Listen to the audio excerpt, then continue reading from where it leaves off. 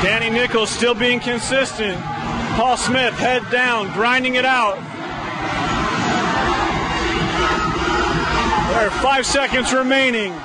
3, 2, 1, time.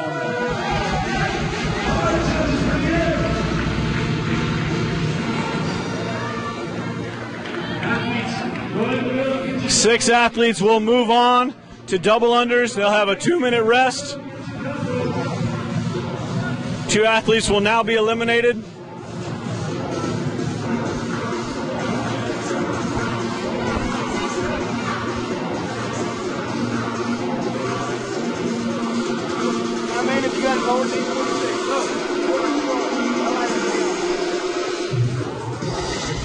All right. Paul Smith and DJ Brimhall will step off your side. Paul Smith and my boy DJ Brimhall have been eliminated. 6 athletes moving on. Let's go, Daddy. Let's go, Paul. All right, athletes, you're going to be over for 90 seconds.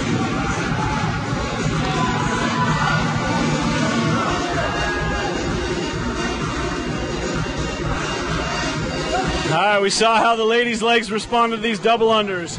Let's see how the men do.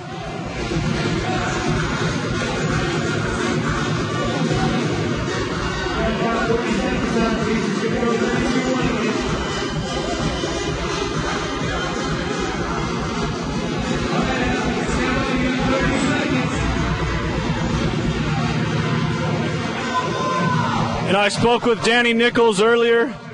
He has been sick for about a week. Said he was feeling upset to his stomach, had the chills, but it hasn't seemed to affect his performance.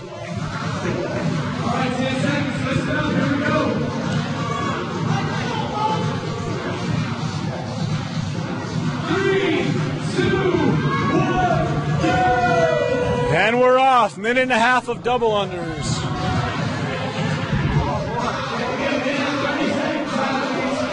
Some of these athletes taking a little extra time, not even starting the double unders. Moses Cordova flying through his double unders.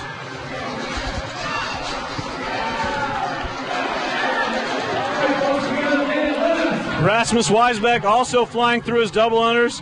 Danny Nichols' quads seem to be completely seized up.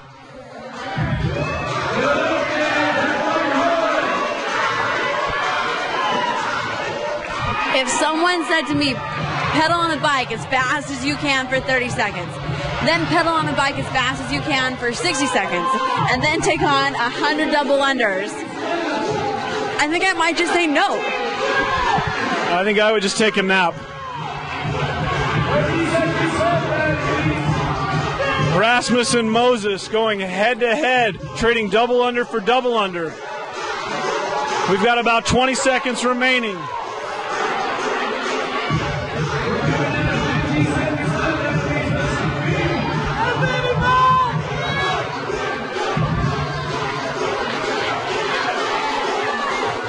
Chad Melton working through his double under. Seems to be his legs are still pretty fresh. Time.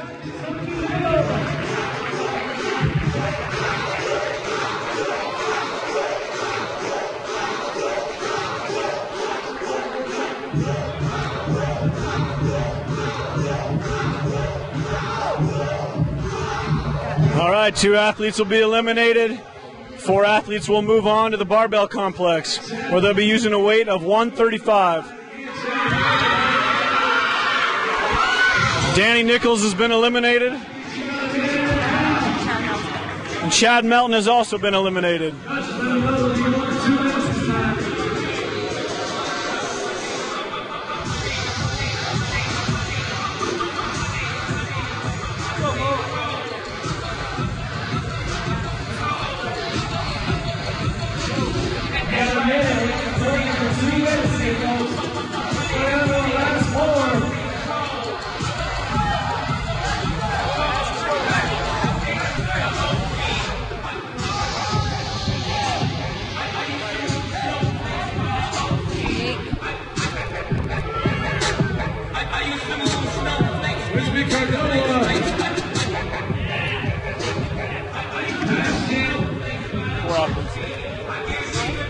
We're down to 4 athletes. We've got Moses Cordova, we've got Rasmus Weisbeck,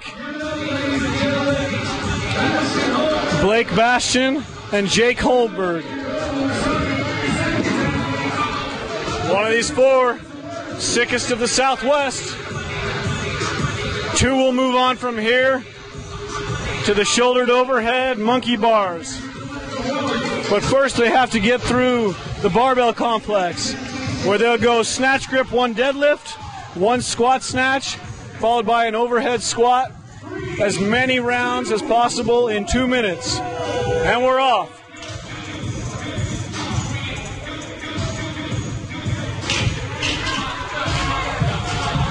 Moses and Rasmus facing each other, trading rep for rep.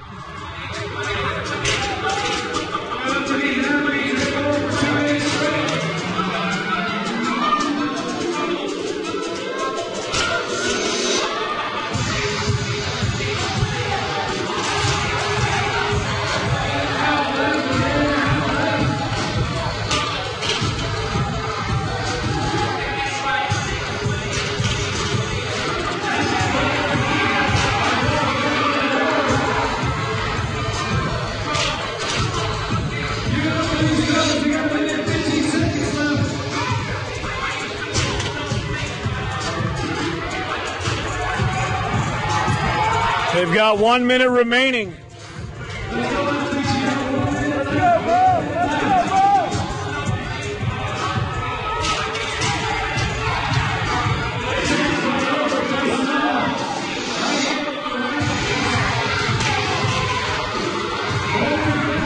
All I can think about is how bad their legs must feel right now. Yeah, what's amazing is they're taking very little rest. They're all 4 of them are very focused, working through those reps. They seem to be fairly stable still.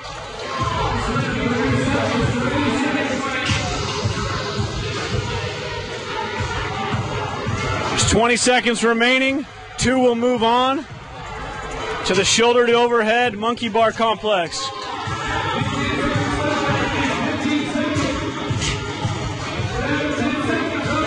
Ten seconds remaining. Every rep counts.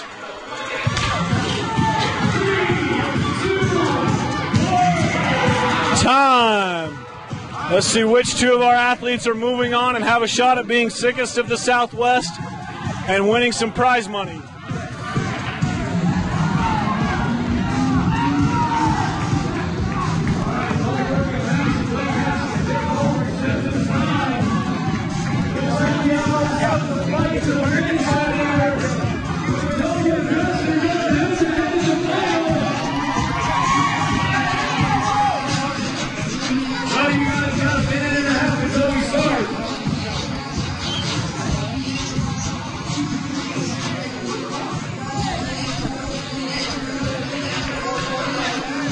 Our 2 athletes remaining, moving on to this final part.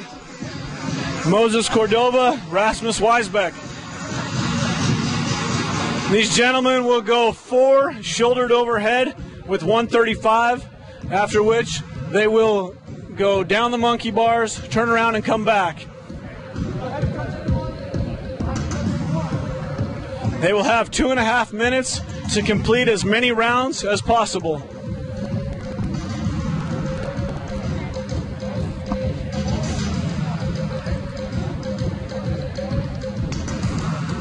Luke, who are you taking in this workout? Mo.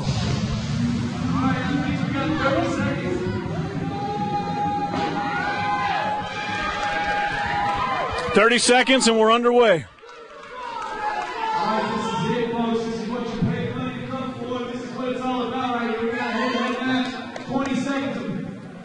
Correction, these guys are going shoulder overhead with 185, not 135.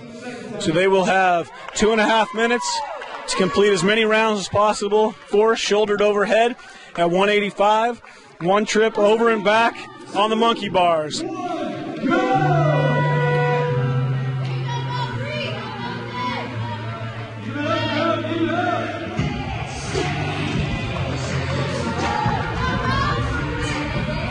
Both athletes on the monkey bars.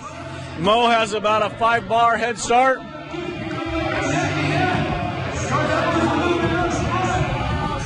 Moses making the turn.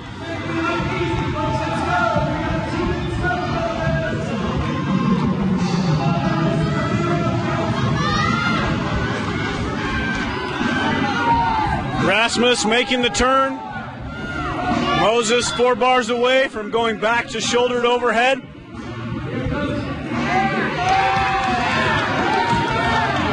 Rasmus making a comeback, coming back very quickly. They are both off the bars and heading back to shouldered overhead. Both athletes standing it back at their bar. Moses 1 rep ahead.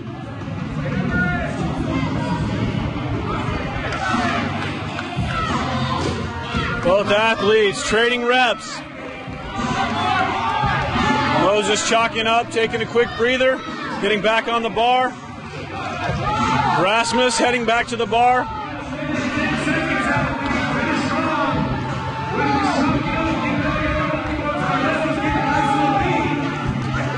He's got 1 minute remaining in this workout. Rasmus taking a lead on Moses.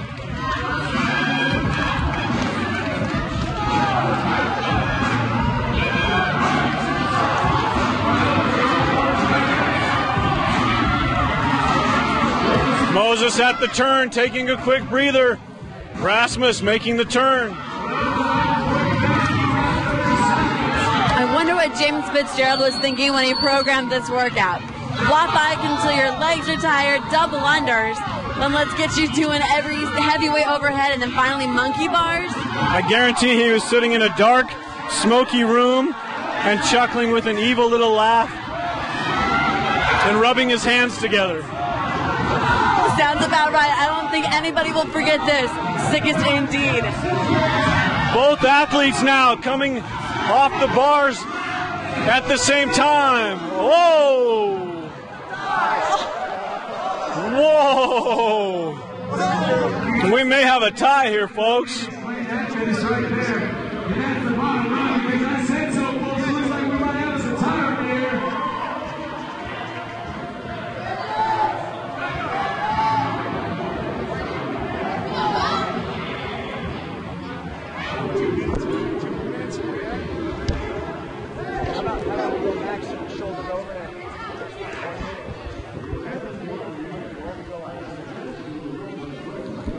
These athletes get credit for a complete over and back. This makes it a tie. All right, folks, we're going to give them a 2-minute rest, and they're going to go. We're going to give them a 2.5. Head judge August Schmidt calling for a 2.5 minute rest and another 2-minute round. 2.5-minute rest. All right, 2.5-minute rest. 2.5-minute work, so they're going to sit here and talk about it.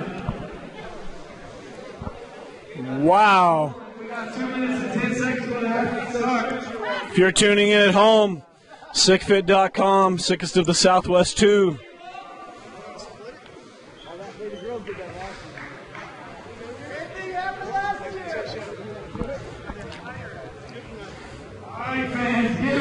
These athletes have decided to take a tie and split the money 50-50. I can't say that I blame them. Another 2.5 minutes of that. Neither of them may be able to spend the money.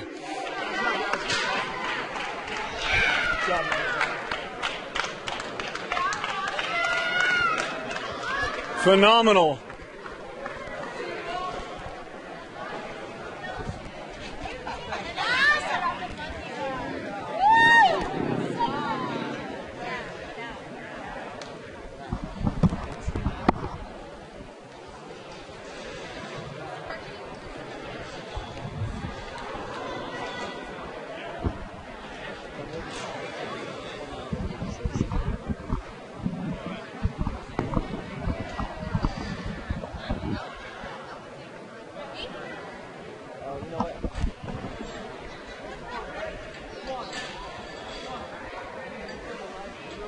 I gotta get in front of it.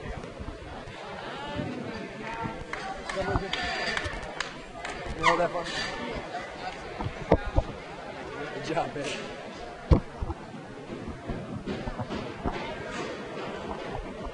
All right, Ammon, what do you think about that finish? Whoa!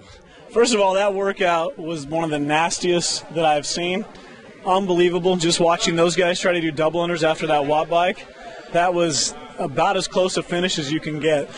Yeah, James Fitzgerald, if you're watching this at home, congratulations. Great job, great tests. I think it was remarkable. Last year, the top 2 females actually went into a tie, Kristen Cleaver and Camille LeBlanc, and they ended up splitting it. This year, same thing happened.